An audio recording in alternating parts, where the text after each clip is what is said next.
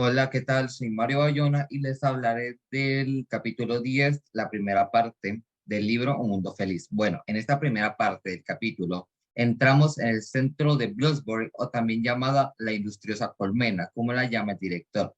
En este día todos están trabajando en sus labores, desde las personas en los microscopios, los fetos en los frascos, los espermatozoides penetrando los óvulos y los niños recién desenfrascados oliendo su primer gemido. También se encuentran las guarderías, en donde hay 1.800 niños comiendo en 1.800 platos. Mucho más arriba de la guardería se encuentra la sala de juegos, donde hay niños y niñas, exactamente 900, jugando a construir, a moldear o los típicos juegos eróticos. Más tarde, el mismo día, entra a la sala de fecundación el director y a su lado Henry Foster, el cual el director le comenta que ha invitado un hombre a las 2:30 a la sala de fecundación, ya que deben hablar un tema serio.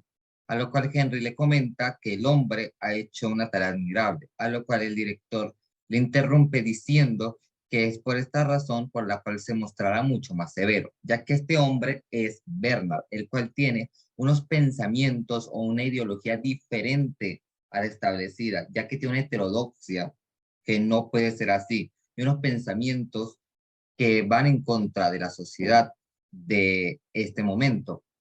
Como vemos, el director le dice que si Bernard llega a desaparecer o a pasarle algo, no pasaría nada, ya que están en un centro de vida, podría decirse, ya que fecundan a los niños y niñas mediante la tecnología, por lo cual podrían crear un individuo muy parecido o igual a Bernard, por lo cual también le comenta y justifica esto, ya que Bernard no solamente daría estos pensamientos al individuo, sino que a la sociedad.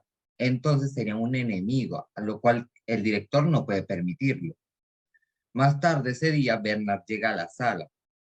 Él se siente un poco tedioso, un poco nervioso, ya que sabe un poco a lo que va. Berna y el director se miran y se saludan. El director pide a los trabajadores que paren un momento y escuchen, y dice: señoras y caballeros, el hombre aquí presente es un enemigo de la sociedad, ya que tiene herejías, pensamientos, pensamientos negativos, eh, tiene opiniones heréticas acerca del soma. Debemos recordar que el soma es una droga psicoactiva que podría decirse coloca en una estabilidad de sentimiento feliz a las personas. El soma y el deporte, además, tiene una heterodoxia sexual y no sigue los estamentos, la enseñanza de nuestro Ford, a lo cual es un enemigo de la sociedad, un enemigo del individuo, por lo cual el director decide revelarlo de su cargo, además de castigarlo, mandándolo en un centro del orden mucho más bajo. También esto sirve de escarmiento, podría decirse, a aquellas personas que piensan tener un futuro o actualmente estos pensamientos heréticos en contra de la sociedad y las normas del momento, a lo cual de esta forma terminaría el capítulo, siendo Bernard, desde las palabras del director, el enemigo. Por otra parte, el director pasa por la sala de fertilización del centro, admirando las tecnologías de fertilización y de captación. Él y Henry Foster planean encontrarse con Bernard en la sala de fertilización.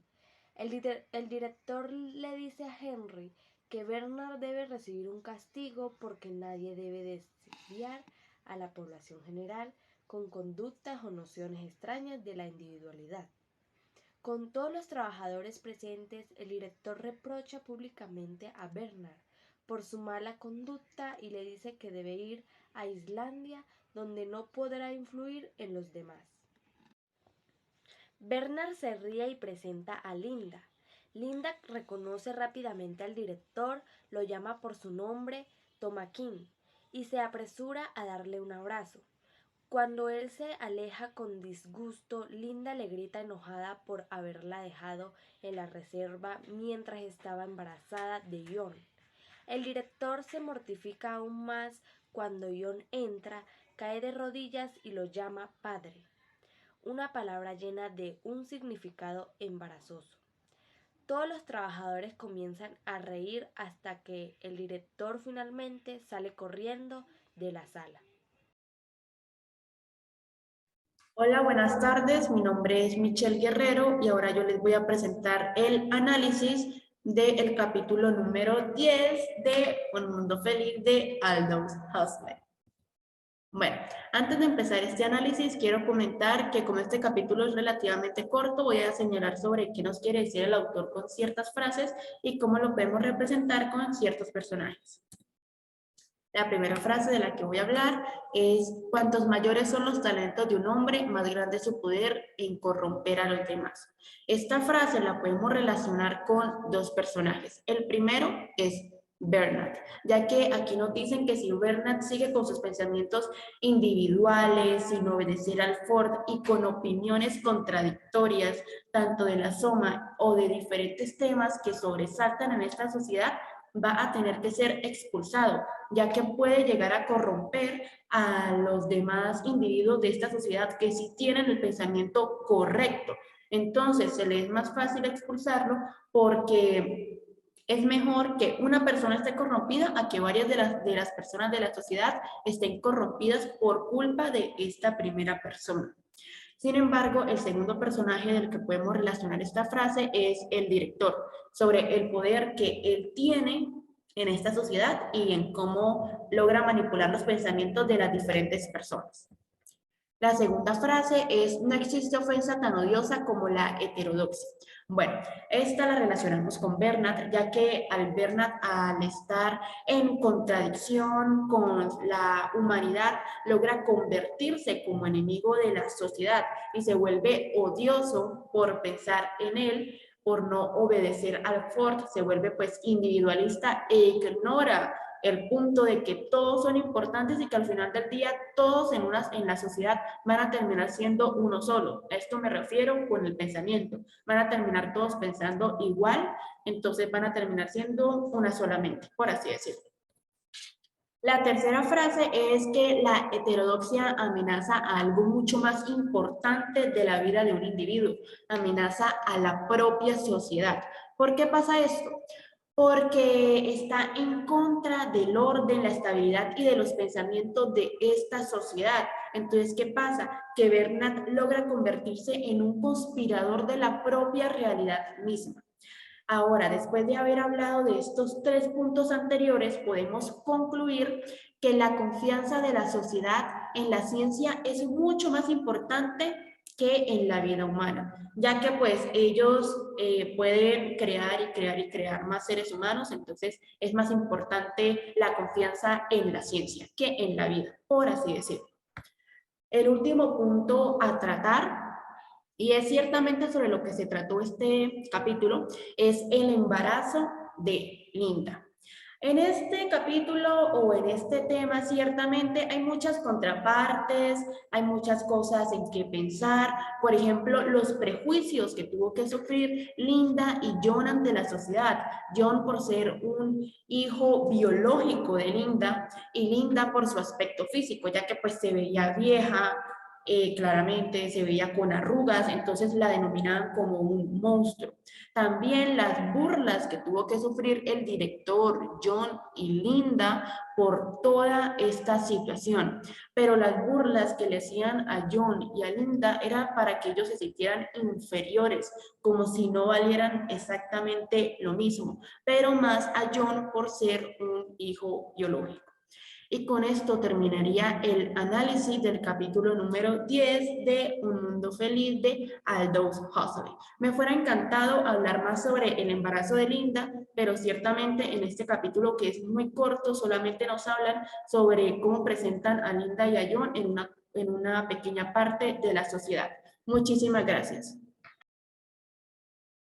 Relación frente a la situación actual. El capítulo comienza con descripciones de los mecanismos científicos utilizados para crear humanos.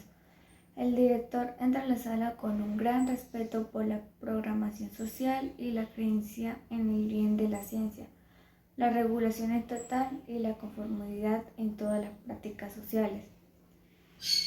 Los aspectos anteriormente mencionados se pueden relacionar con el mundo actual, Pues primero, cuando hacemos referencia a la evolución que ha tenido la ciencia en el mundo actual, hoy en día es más común ver cómo existen diferentes métodos o medios artificiales por los cuales se pueden ya sea gestar el ser vivo o inclusive crearlo a gusto propio, el cual únicamente refleja los gustos de la persona que se somete frente a dicho acto.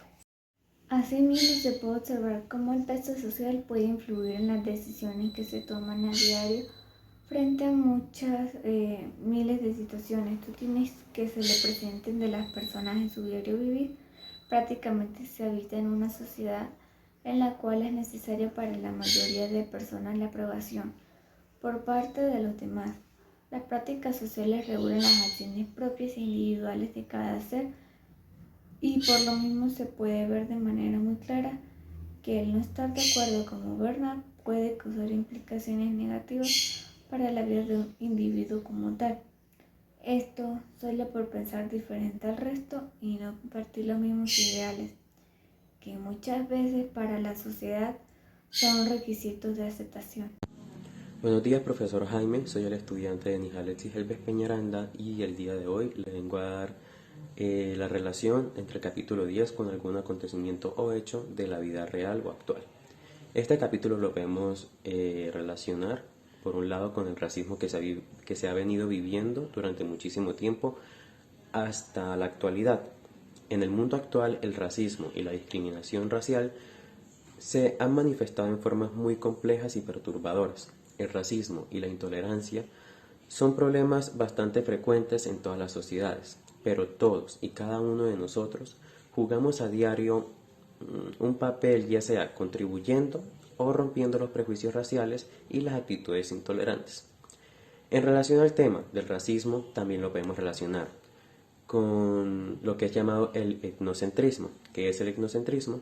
El etnocentrismo es la tendencia ideológica a interpretar la realidad entera de acuerdo o exclusivamente a los parámetros de la propia cultura.